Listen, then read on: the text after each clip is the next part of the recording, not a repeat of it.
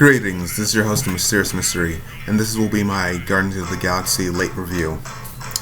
Now, I don't know too much about Marvel's cosmetology, and although I did see the movie late, I decided, well, maybe I'll skip it, but then I did do some research on it, so I decided that I'll do the review, but mostly because on Thursday I saw Wonder Woman and I want to review that while it's still fresh in my mind. Now, I want to get out of the way the themes, well, the main theme, which is family. Peter Quill and his father, and who his family truly is, the Guardians and Yondu, or the Ravagers for a time, and how Yondu raised him, and didn't bring it to his father, and his father, well, ended up being a completely terrible person. Now, as far as character interactions, I have to say the best character in this movie was Drax. His lines were perfect, every single one of them. And each time I think about it, I laugh. So, Drax is the funniest character in this movie, in my opinion. Now, the other character interactions which I'm very interested about are Gamora and Nebula and Rocket and Groot. There's a little unspoken thing between Gamora and Peter Quill, but I don't really care for romance. Only a few movies can do it right, and honestly, although I don't know too much about Guardians of the Galaxy, I know enough about that Gamora and Peter Quill aren't really a thing, or aren't a solid. And if they were to be, it wouldn't be a solid thing, because despite all the problems Gamora has, Peter Quill's a complete mess. So, yeah. So, Gamora and Nebula, they're exploring a little bit further from what happened. Like, the movie starts out with them helping the aliens, I want to call them the Sovereign. Yeah, the Sovereign. From, getting them, doing the attacks. Can't speak.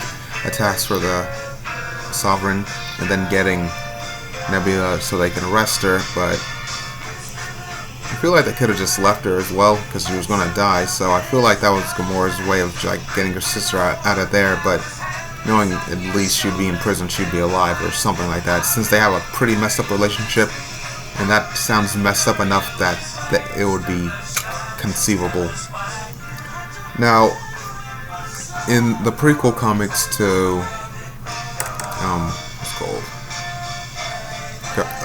the first Guardians of the Galaxy, Nebula is shown getting her arm and most of her body cut in these laser barbed wire things, and Gamora gives her a knife to cut herself out. In that comic, in typical comic style, you would think Nebula would be the one to grow up to be a hero and Gamora the villain. But nope, there was a twist, and in the movie they kind of retconned that, saying Thanos did it each time they lost, because you can see Nebula as a child was more trusted Gamora more and all that, and it's you can feel years of tension, they portrayed it really well, years of tension of them fighting. Then when Nebula pretty much took a Ravager ship, crashed it into Ego, part of Ego's body. Then she got stuck in ship, then Gamora helped her out. Then she continued to still fight Gamora, almost killing her, and then stopping at the last moment saying, "I win," which brings up how much she wanted to win over her, which, I mean, I'd understand that too, growing up, if you had to constantly fight day in and day out, and the person who beat you every single day, and then you have to lose parts of your body to get them replaced by mechanical enhancements, I guess you would be held a pretty strong grudge against them. The person cutting off your limbs, and I guess a slightly less strong grudge towards the person who's the direct cause of you losing your limbs. Now, I find this movie's has a bit more serious tone, although it does have all its normal jokey moments. When Nebula says, "I needed a sister," when growing up, because they both lived under Thanos and they both suffered under him. So, knowing that, Gamora probably, I want to say might feel bad, but more so, she like even says, I was just trying to survive.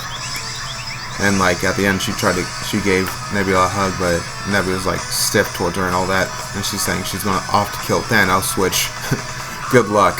Many people have tried that, and there's planet full of graveyards with people who've tried that.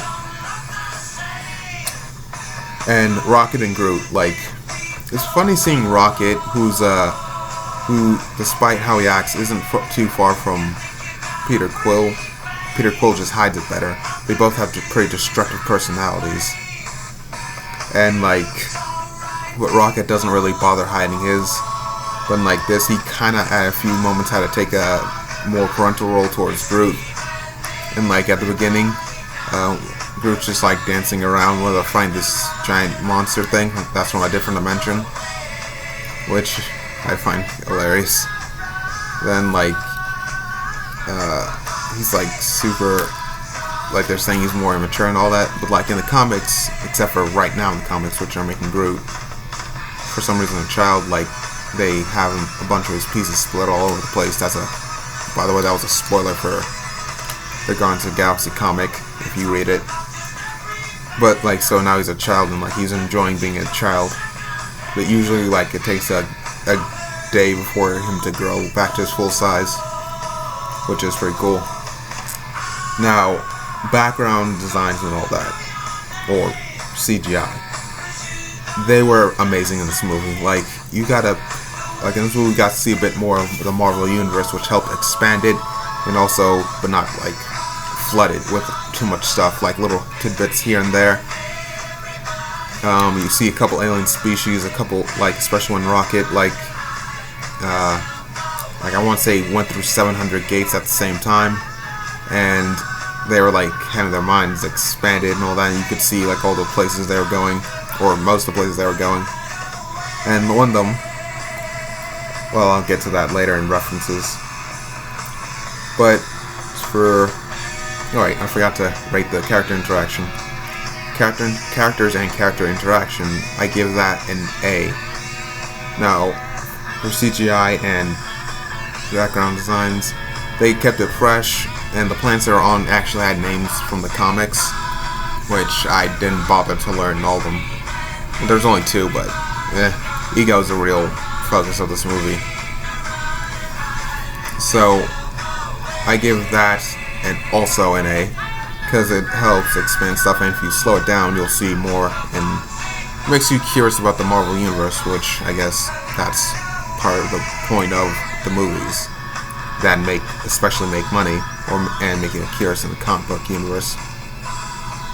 For music, James Gunn, like he says, he picks every song to help move along the scene, not just because he simply likes it.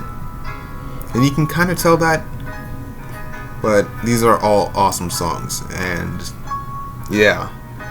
So, music, A+. Now, references. The first one I want to get out of the way is Stan Lee, and him being a informer to the Watchers. And apparently in the current Marvel Universe, the Watchers, at least 3 of them, meet at the same place. And I'm not sure if this is Yuat to the Watcher. It probably is, because, you know, why make it too confusing? I'm not sure how many Watchers there are. I know there are entire species, and they're kind of dicks, because like there's like, oh, we watch all things, but it's like you see a planet burning and you could simply, and you're smart enough and powerful enough to help them, but you just kind of watch them all die. So yeah. So Eternity, when it's called Peter Quill and Ego were talking, and Ego's like pretty much expanded Peter Quill's mind so that he'll be able to, you know, see what he sees, because apparently he's had hundreds of children, but Peter's the only one who's able to have his power. And Peter's eyes like go all black, and it's like he's like, you see eternity, I think they actually mean legitimate eternity, not like, oh, I see a bunch of stars, like the cosmic entity, which is the physical embodiment of the Marvel Universe, which each time you see a picture of the eye, it's never the same place in the universe, which apparently Earth, like in the comics, Night Mask and Starbrand, that's it. The one that came out in 2016, it's revealed that Earth's eternity's heart, but it's also kind of a weak heart. So, like a couple cosmic entities wanted to change it, but they end up resolving the situation. I can't remember off the top of my head how that ended, but it all worked out. So, what's it called? Next one, Taserface, obviously. Now he's actually a comic book character in the Marvel Universe, and he does go by the same name, except for he's far more cyborg, and it's like he's like 90% cyborg in the comics. In this one, he's like 20% cyborg, maybe an arm and part of his face, and Rocket just is mocking the ever-living hell out of him, which is funny, but the way he said it. So Taserface in comics is a bounty hunter. I'm not sure if his character is alive or not. I forgot to check that part. Now, Sylvester Stallone, couldn't speak for a second. He plays Starhawk, who was part of the original Guardians of the Galaxy in the comics, alongside Yondu and like 4 other characters, but I won't get into that much because I don't remember all their names off the top of my head. So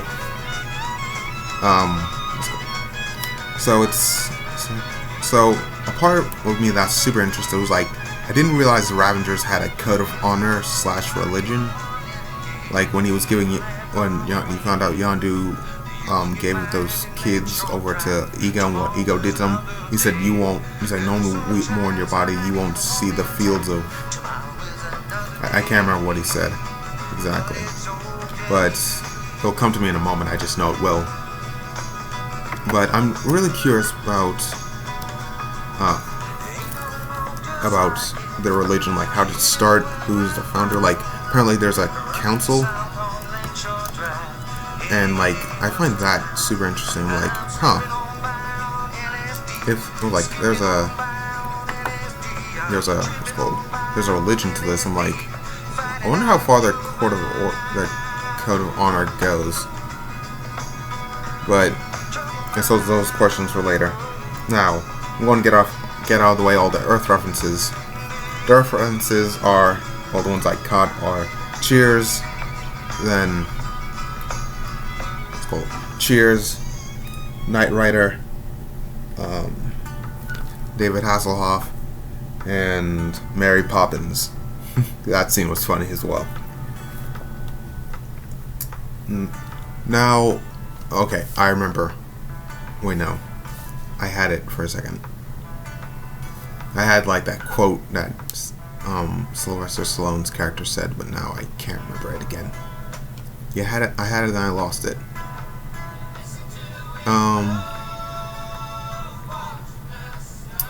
Anyway, moving on. Adam Warlock.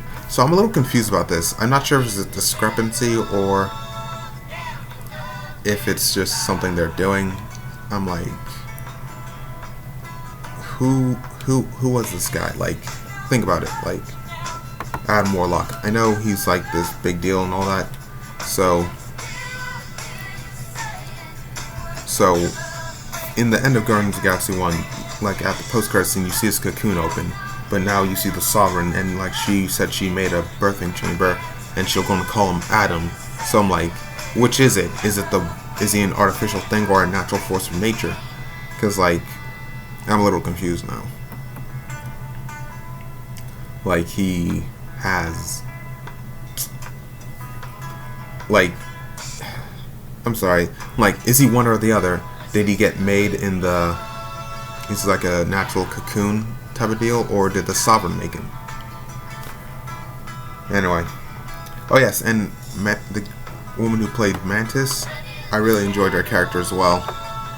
Um, I know this. It's Palm Calafita. I can't say it. But yeah, anyway, she played a very good character, and like I'm sure she'll make a good addition. I'm curious if they're going to bring in more of her powers from the comics book into the Marvel universe. That'd be interesting. But oh, and I think I remember the quote from that Starhawk said to Yondu. He said, "You may dress like us, but you will never hear the horns of freedom when you die, Yondu. And the colors of Oregon will never flash over your grave."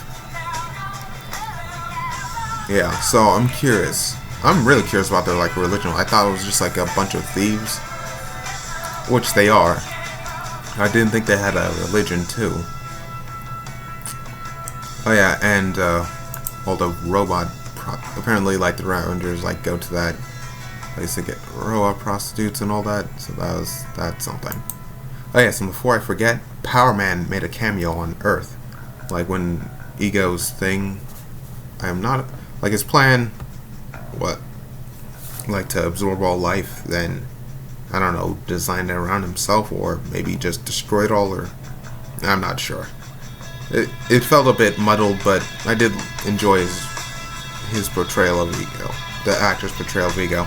I'm not good with actors' names, so I'm not going to even bother. So,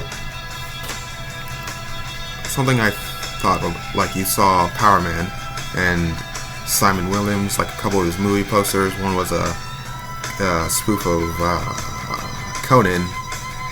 Another one was the radioactive janitor. No, that's not right.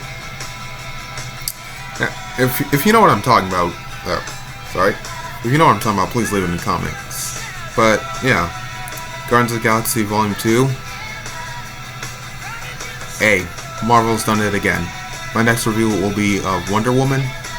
My next movie review will be of Wonder Woman. I may put up a video before that, or in between that. I doubt it though. But probably Wonder Woman's next, and maybe something Star Wars related. Maybe. Alright, that's all for this one.